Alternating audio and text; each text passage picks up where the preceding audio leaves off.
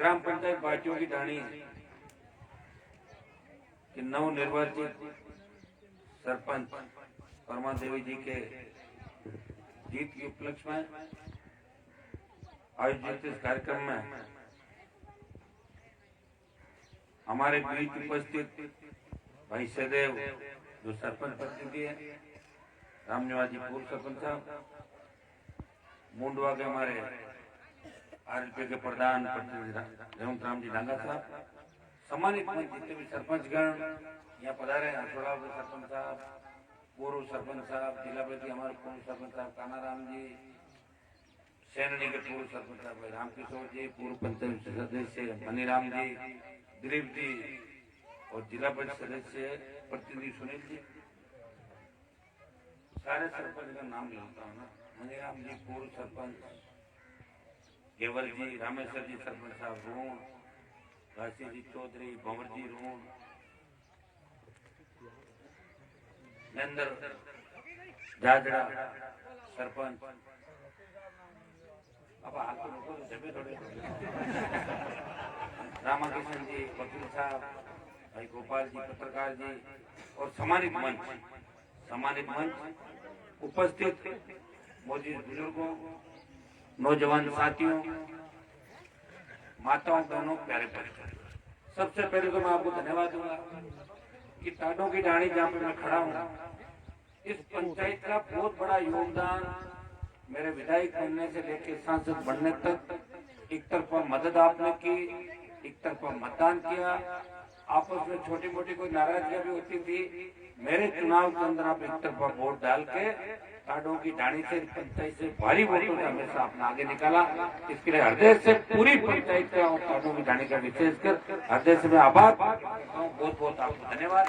और मैं धन्यवाद आपको इस बात का भी दूंगा कि आपने परमा देवी जी को सरपंच बनाया, पहले इसी पंचायत में रामनिवास जी को सरपंच रखा, और मैं परमा देवी जी को पूरे सरपंच परिवार को आश्वस्त करता हूँ जीत की बधाई के साथ साथ कि आप अच्छा काम करें। 5 साल जो मौका इस पंचायत के किसान, नौजवान, छत्तीस को उनके लोगों ने दिया है, आपको कुछ करके दिखाना है।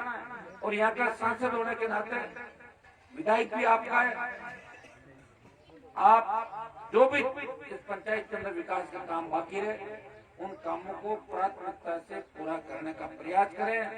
टाडों की ढाणी के अंदर काम कराने के लिए टाडों की ढाणी की जो हमारी युवा टीम है, कोई कमी आपने नहीं रखी, प्रयास किया था, नया जीएसएस भी बनाया, विशेष कर घर पानी वाला, अच्छा वो बड़ी जो समस्या है घर घर पीने के पानी की कनेक्शन की, और दूसरी जो आपने बहुत बड़ा मंदिर का निर्माण कराया, और इस इलाके में ऐसा लगता है कि आने वाले समय के अंदर ये मंदिर और जिस पूरे क्षेत्र को आप लोग ढंग से विकसित कर रहे हैं, ये वीर तेजाजी महाराज का मंदिर आने वाले समय के अंदर बहुत ही बड़ी धार्मिक आस्था इस क्षेत्र के अंदर होगी, बड़ी जगह है, बहुत अच्छा है, सब लोग लगे हुए, ये मैं भी उम्मीद करता हूँ। और 35 लाख रुपए लगा के हमने बाउंड्री का निर्माण पूर्व सरपंच साहब ने कराया, लेकिन अभी बाउंड्री थोड़ी सी अधूरी बची हुई है, तो 10 लाख रुपए मेरे सांसद कोष से मैं बाउंड्री के अंदर देने के लिए घोषणा करता हूँ। तो बची हुई बाउंड्री उसको पूरा कराएंगे। सामुदायिक भवन की पहले की घोषणा मेरी बाकी थी, वो जैसे ही कागज पूरे हो जाए वो सामुदायिक भवन भी यहाँ पे बना देंगे।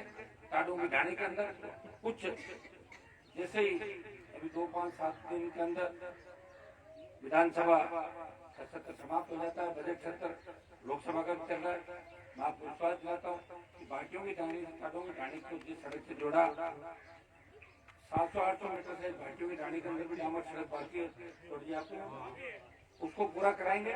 उसके साथ साथ तमाम ढाणियों से मैं चाहता हूँ कि टाडों की ढाणी को असुराव की ढाणी से कैसे जोड़ा जाए, इसका भी हम प्रयास करेंगे। और जो जो रस्ते आपको बचे हैं इनको पूरा कराने का जो प्रधानमंत्री ढाणियों की जो योजना चालू है, अब की बार आएगी कि 250-300 की आबादी की जो भी ढाणियां प्रदेश और देश के अंदर है उनको प्रधानमंत्री ग्राम सड़क ढाणी योजना के नाम से उसको जोड़ा जाएगा। मैं आपको विश्वास दिलाता हूँ कि राजस्थान में सबसे ज्यादा जिले के अंदर पैसा आपके इलाके के अंदर आएगा, क्योंकि सबसे ज्यादा ढाणियां भी इसी खींच विधानसभा क्षेत्र के अंदर राजस्थान के अंदर।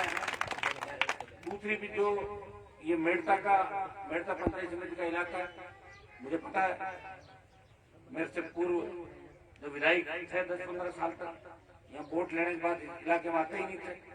मैंने आपको संभाला, प्रयास किया, संगठित किया, इसलिए 36 कौम का प्यार मुझे मिला और उसी का परिणाम 1 साल के अंदर 3 चुनाव हुए और तीनों ही चुनाव में आपने राजस्थान की सरकार के घुटने टिकाए और दिल्ली तक मुझे भेजा, विधायक बनाया, फिर छोटे भाई को विधायक बना के आपने देश में संदेश दिया कि हम पार्टियों के पीछे नहीं है, हम हनुमान बेनीवाल की विचारधारा के पीछे जो हमेशा किसान कौम के लिए संघर्ष करता है और आगे की पंक्ति में ईमानदारी से खड़ा है। और मैं भी आपको विश्वास दिलाता हूँ इन 8 पंचायतों के अंदर विकास में कोई कोर कसर नहीं छोड़ेंगे।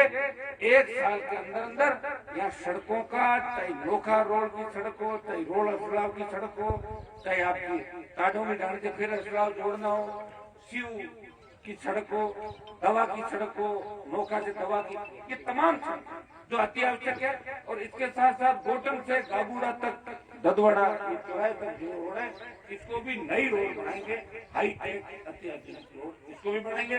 तमाम जो भी सड़कें, और क्योंकि मेड़ता विधानसभा क्षेत्र भी नजदीक है, मानक जी सिकवाल बैठे सरपंच भी देख रहे हैं कि क्यों सर में घोषणाएं कर रहे हैं, तो आपको भी विश्वास दिलाता हूँ कि मेड़ता का विधायक भी आपने राष्ट्रीय लोकतांत्रिक पार्टी को दिया और हनुमान बेनीवाल का जो मान सम्मान प्रदेश में बढ़ा उसमें गोपालगढ़ और मेड़ता का बहुत बड़ा योगदान है। मेड़ता के अंदर भी आने वाले 1 साल के अंदर सड़कों का बड़ा जाल बिछाएंगे, ये मैं घोषणा करके आपको भी जा रहा हूँ। निश्चित रूप से आने वाले 1 साल के अंदर मेड़ता भी सड़कों के अंदर अलग नजर आएगा। क्योंकि साथ साथ भाइयों, आज जिस हालात से देश गुजर रहा है आपने देखा होगा, ये लोग ये भी कहते हैं कि हनुमान जी के साथ हम रहे, सत्ता में हनुमान जी के साथ रहे, हमें सत्ता नहीं मिली। अगर मैं सत्ता के साथ रहा जाता तो खींवसर नागौर का नाम देश के अंदर नहीं होता। सत्ता में तो बहुत से लोग तो अपना टाइम पास, कांग्रेस पार्टी के 107-8 से ज्यादा विधायक हैं जो हमेशा मेरे पास होते रहते कि सरकार में हमारी चल नहीं रही, तो कम से कम सत्ता के खिलाफ हिम्मत से लड़ाई तो लड़ रहा हूँ। और मेरा सत्ता का जोग संजोग नहीं, दिल्ली में सत्ता के साथ बैठा था, किसान आंदोलन हुआ, मुझे लगा कि मुझे एक चीज तय करनी है, या तो सत्ता के साथ चिपके रहना है या मुझे मेरे भाइयों के साथ जाना है। मैं भाइयों के साथ सड़क पे आ गया, सत्ता को तो मेरे भाग्य के अंदर विपक्ष दिखा है, उसको तो कुछ टाल नहीं सकते। और आप सब लोग यही बात कहते हो कि हम लड़ने वाले लोग नहीं, लड़ने वाला आपका सांसद आपके सामने है। इसे पूरा देश इज्जत से देखता है।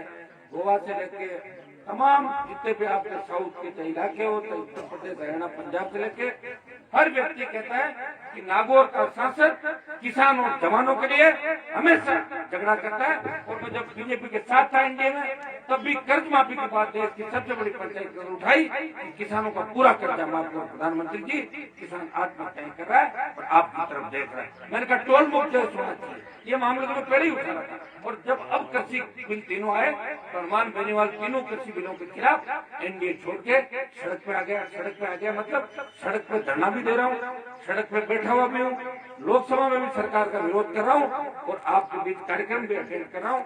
और मैं आपको विश्वास दिलाता हूँ कि लड़े बिना राज आपको नहीं मिलेगा, लड़ाई को जारी रखना है। दिल्ली की सरकार के खिलाफ भी लड़ेंगे और राजस्थान की नकारा सरकार के खिलाफ भी संपूर्ण कर्ज माफी, फ्री बिजली, टोल मुक्त राजस्थान, बेरोजगारी भत्ता और खेत सिंचाई का पानी, इसको लेके बड़े आंदोलन राजस्थान की धरती पर करेंगे। हम तो आपसे इतना ही आशीर्वाद चाहते हैं कि हम आपको गलत दिशा के अंदर नहीं लेके जाएंगे। इतना मेरे छोटे भाइयों को विश्वास दिलाता हूँ, जो बुजुर्ग है उनको भी भरोसा देता हूँ कि हनुमान बेनीवाल आपको गलत राह पे लेके नहीं जाएगा, वो सत्ता के सिंहासन की ओर आपको ले जाने का रास्ता दिखाएगा।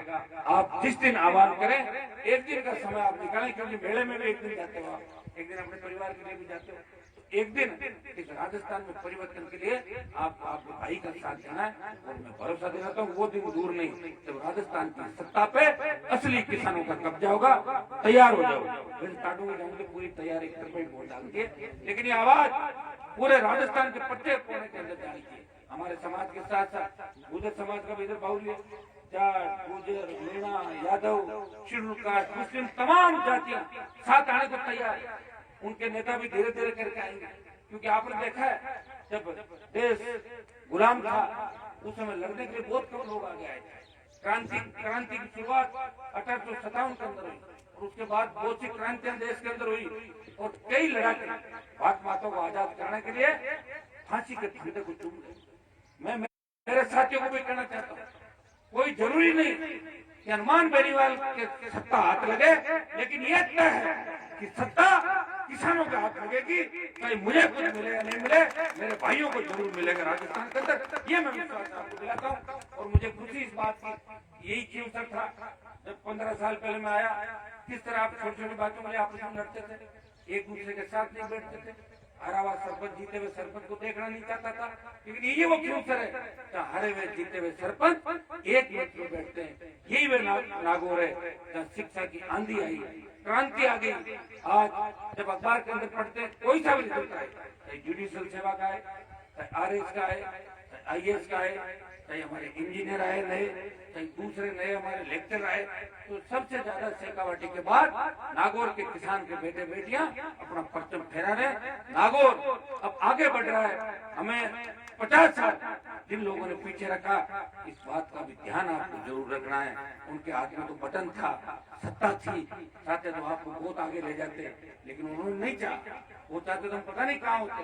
लेकिन भाइयों, मेरे जब मैं यहाँ आया तो मैं चाहता तो 3 बार राजस्थान की सरकार में मुचल कूद करके दूसरे नेताओं के रोज पार्टियां बदलता।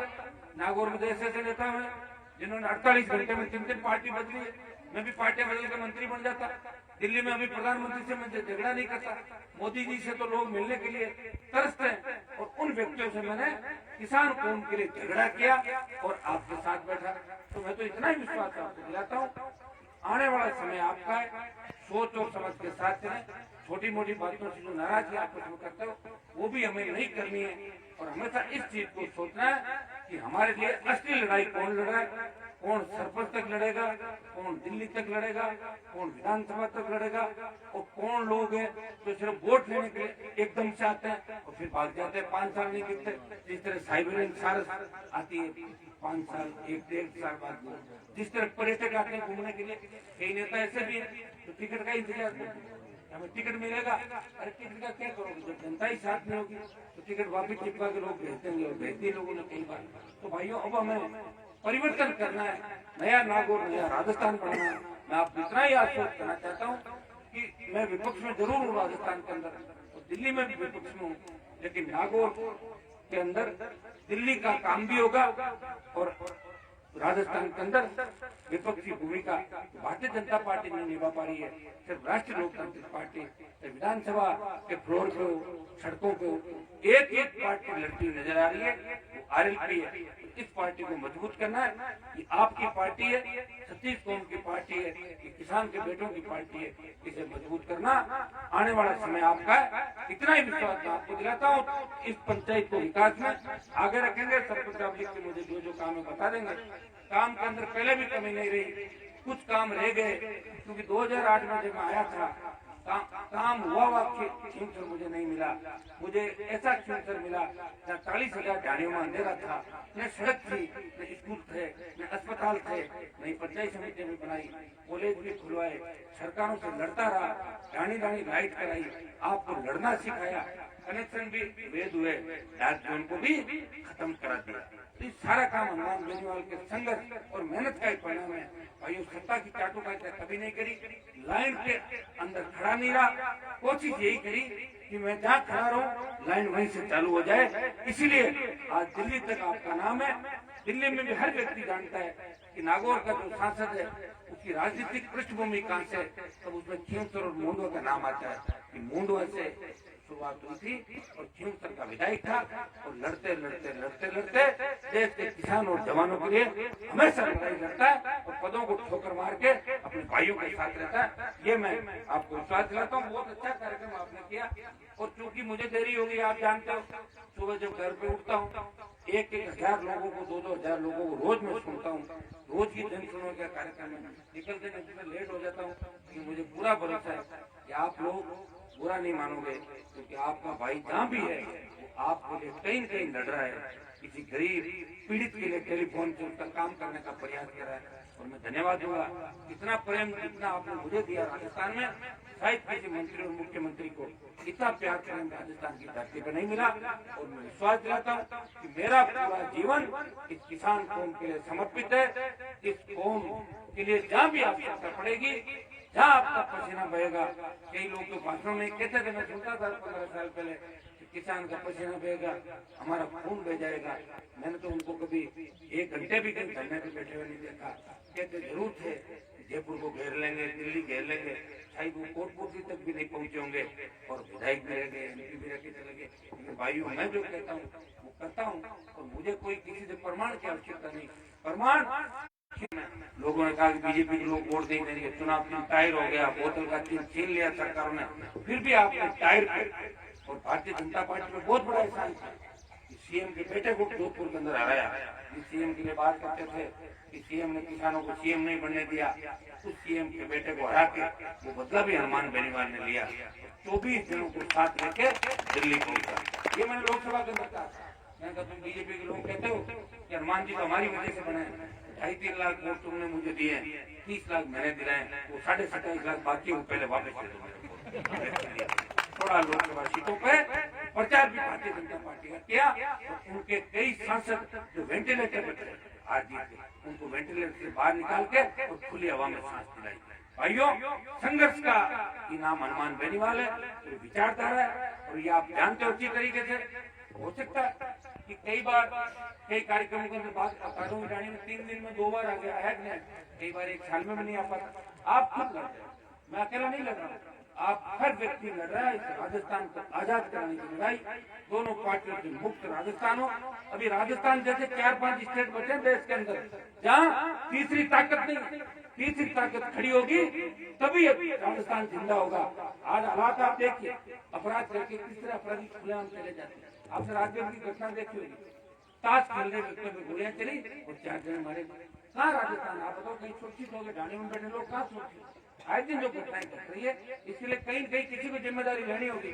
और ये काम ठीक जब होगा, जब सत्ता आपके हाथ में आएगी, तब न तो कोई अपराध होगा और न कोई अपराधी बचेगा। सारे बंगाल की खाड़ी की तरफ चले जाएंगे। ये मैं आपको विश्वास दिलाता हूँ। थोड़ी हिम्मत रखो। जब मैं पूरी हिम्मत करके लड़ रहा हूँ, आप थोड़ी सी पूरे राजस्थान में आप यहाँ पे हिम्मत का मैं भाषण दे रहा हूँ, तो कोई देने की आवश्यकता नहीं, क्योंकि आपने हिम्मत रखी रखी है। मैं चाहे कैसे आया, कोई से चिन्ह से आया, आपने खूब ऑटो जीता के भेज दिया। ये पूरे राजस्थान के जवान किसानों के लिए मैं अपील इस मंच के माध्यम से करना चाहता हूँ कि हमें हिम्मत रख के लड़ना होगा, दिल्ली से भी लड़ना होगा, और राजस्थान की गूंगी भरी सरकार के खिलाफ लड़के किसानों और जवानों को न्याय दिलाने के यज्ञ के अंदर आपको आहुति देनी होगी। बहुत बहुत आपको धन्यवाद। सरपंच साहब को, पूरे परिवार को, सरपंच साहब को इस बात का धन्यवाद कि आपने ब्याह का निर्माण करवाया और कुछ घर से कराया ना, उसके घर से कराए, इसके लिए बहुत बहुत धन्यवाद। बहुत बड़ी आवश्यकता हमें। और वहाँ जब आने वाले समय मेला भी भरेगा, बहुत लोग जाते हैं, चौराहे भी है, बस स्टैंड भी होगा, तब लोगों को पीने के पानी की आवश्यकता होगी। तब आपको दुआएं लोग होंगे कि प्याऊ जिन्होंने बढ़ाई उनको हृदय से आभार। और भाइयों, मुझे तो 15-20 साल पहले लोग कहते थे, नागौर जिले की सड़कों से निकलते थे, लोग कहते थे क्या नेता कौन है, इतने खड्डे क्यों है? अब नेता तो चले गए, कहाँ चला हो, जो गया हो तो गया, उसको थोड़ी लाओगे। वो गाड़ियां हमें भी मिलती। आज हमारे इलाके में अगर काम नहीं होता और बाहर का आदमी आके इलाका देखता है, वो कहता है यहाँ का एमएलए एमपी कौन है, इतने खड्डे। और मैं खुद जब राजस्थान में जाता हूँ, कई जगह टूटी सड़कें होती है, एमएलए को फोन लगाता हूँ, एमएलए साहब ये क्या कर दिया? बोले साहब क्या करें, बजट ही नहीं मिलता। ये हकीकत। तो जिस इलाके में काम होता है उसे उस इलाके के अंदर बाहर से आने वाले लोग भी दुआ देते हैं कि इलाके में काम हो रहा है, काम होना चाहिए। काम चाहिए, कोई भी काम अगर होगा तो निश्चित रूप से आम जन के काम आएगा। और हनुमान बेनीवाल इसी विचारधारा के साथ आपको सबको साथ लेके चला। मेरे हिसाब से जब 3 बार मैं विदाई किया, मैंने किसी को तंग परेशान नहीं किया होगा। कोई भी नहीं कह सकता कि मैंने वोट दिया कि नहीं दिया। मैं कभी किसी की शिकायत करने का काम, मैंने मेरे लेटर पे शायद जीवन में किसी कर्मचारी की शिकायत नहीं करी। और 1000-2000 भेड़ा रहा है तो राजनीतिक बात है, मैं नहीं कर। कई लोगों के कई लोग कहीं गए 5 में 15 का आता है, दुकान छोटी मोटी दुकान चल गए कर दो, उसकी सीट भर दो, वो जानते नहीं, उनको पता नहीं आगे वाले समय में आपके साथ क्या होगा, भूल जाते हैं। क्योंकि जो ऐसे काम करते हैं और जिनका जनाधार नहीं होता उनका रास्ता भी वही होता है जिस रास्ते वो चलते हैं। ये तो तय शुद्धि बात है। समय ठीक है, चिंता करने की आवश्यकता नहीं, लगे रहो, संकित रहो और पहचानो अपने लोगों को। नाराज भी हो जाओ, हमारे से तो नाराज भी हो जाओगे, कोई दिक्कत नहीं, हम आपके भाई है। और नाराज उसी से होता है जो अपना होता है, लेकिन हमारे से नाराज होके किसी कमजोर के साथ मत पकड़ना। ऐसा नहीं मुझे तो छोड़ दो, जिसके साथ जा रहे हो वो ऐसा कमजोर बीच रहते आपको छोड़ के चला जाए। इस चीज का विशेष ध्यान आपको पूरे राजस्थान के अंदर मेरे भाइयों को रखना है। तो हनुमान बाप का भाई है, वो नेता नहीं है, वो परिवार की तरह आपके साथ सुख दुख के अंदर हर समय। कभी नेताओं वाला तो लोग तो छोटे से पोस्ट मिलने के बाद कितना बड़ा घमंड आ जाता है, किस तरह के चलते। मैं तो 3 बार एमएलए एमपी बन गया, यूनिवर्सिटी का अध्यक्ष रह गया, एमएलए का बेटा रहा। कभी मेरे अंदर कोई भी कभी छोटे बच्चे से लेकर बुजुर्ग। हाँ, कई बार स्थिति ऐसी होती है कि आपके काम जो नहीं होते हैं तो मैं परेशान हो जाता हूँ। उस समय थोड़ी देर के लिए हैंग होता हूँ, घंटा आधे घंटे, फिर मैं वापस सही हो जाता हूँ। किसके लिए होता हूँ? आपके लिए। भाई आप आते हो काम नहीं होता तो मैं गुस्सा आता हूँ, काम क्यों नहीं होता। आप तो जानते हो काम कैसे होगा। सीएम के बेटे को भी हरा दिया, उधर मोदी से भी ले लिया। आप लड़ो हनुमान जी, अरे तो आगे बढ़ो, मैं आपके साथ है, तो मैं तो आगे बढ़ ही रहा हूँ लड़ने के लिए। आप मेरा साथ आने वाला समय ठीक है और मिलकर नए नागरिक का निर्माण करेंगे। अपन सब भाइयों को एकजुट होकर सत्ता पे अपना कब्जा 2023 के अंदर, इस बात का विशेष ध्यान रखना। बहुत बहुत धन्यवाद। जय हिंद।